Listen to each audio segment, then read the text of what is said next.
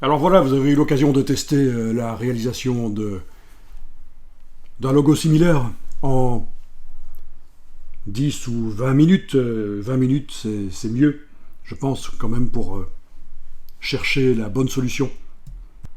Alors voilà le résultat que moi j'ai obtenu.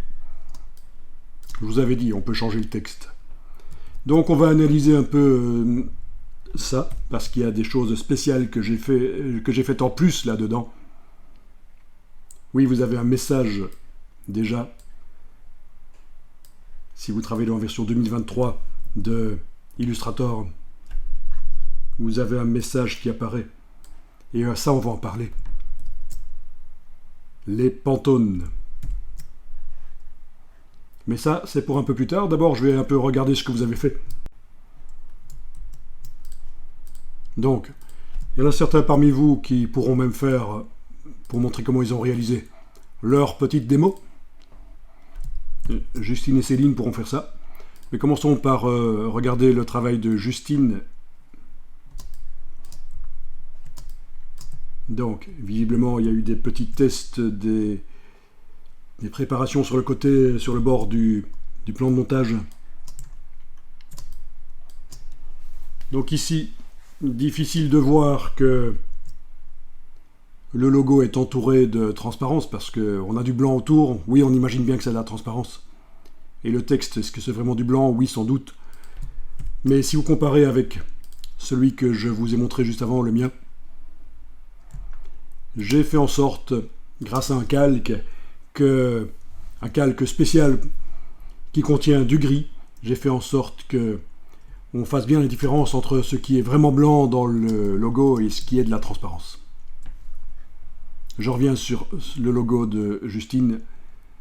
Donc si je fais un commande Y, alors là je vois deux choses bizarres. C'est que le texte n'est pas un texte de ligne, c'est mis dans un bloc texte. Ça, c'est plutôt ennuyeux. Normalement, quand on fait du texte dans Illustrator, des mots qui sont séparés des autres, comme ça, vraiment isolés, ce n'est pas un paragraphe. On prend l'outil texte, et au lieu de faire cliquer, glisser, ce qui fait un bloc conteneur, on fait juste un clic, et ça fait une ligne de texte. Voilà. Donc, j'aurais plutôt conseillé de faire une ligne de texte. C'est plus facile à gérer le positionnement. Et c'est ce que j'ai fait ici dans mon logo, si je vous le montre. Alors, il faut que j'arrive à... Je vais faire commande Y. Ah, mais oui, c'est sur un calque qui est verrouillé. C'est pour ça. Donc, je vais aller...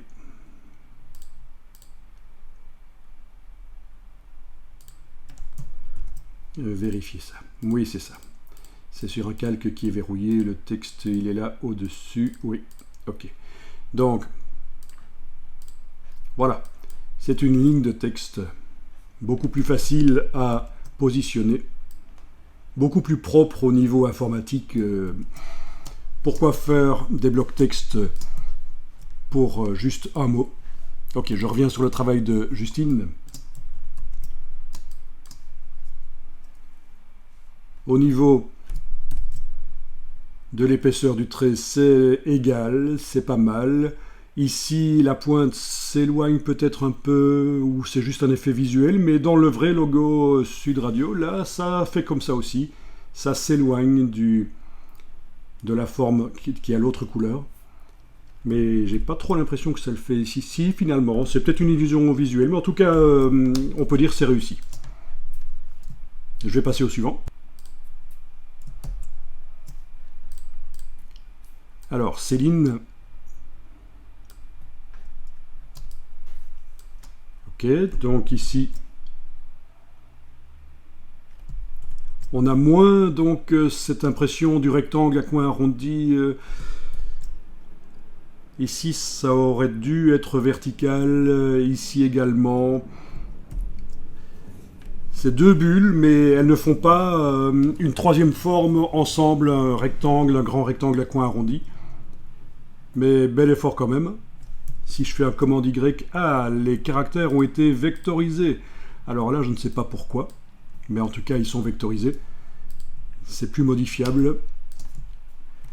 ça peut être quelque chose qui se fait, vectoriser les caractères d'un logo qu'on va diffuser, comme ça on est certain qu'il n'y a pas besoin que la police de caractères soit installée sur l'ordinateur pour que le logo fonctionne.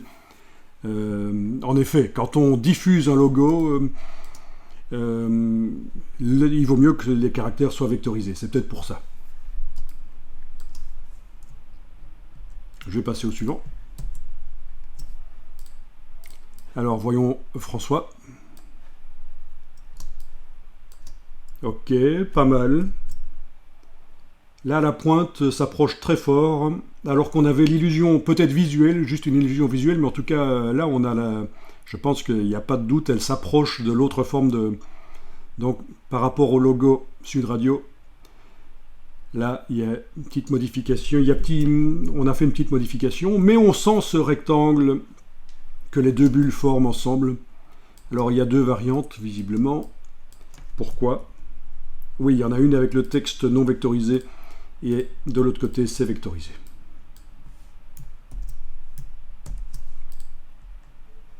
Donc, bel effort, pas mal.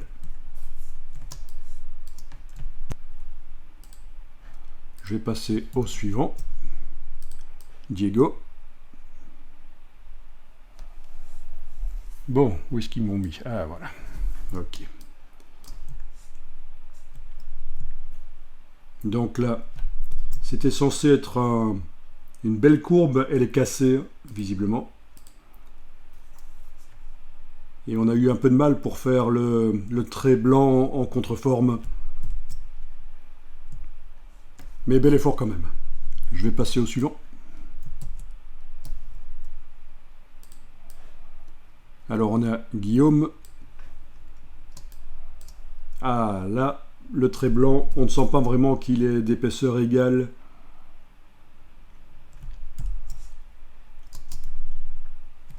Bel effort quand même. Suivant.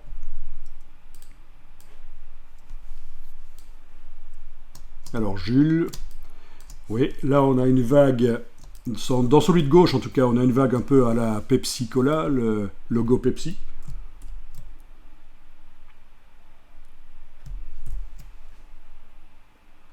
Le logo de droite, ça a été courbé ici pour ressembler au logo dont il fallait s'inspirer.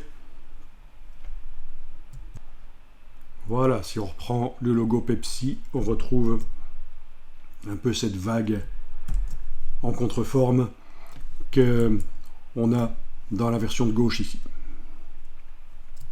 Un bel effort.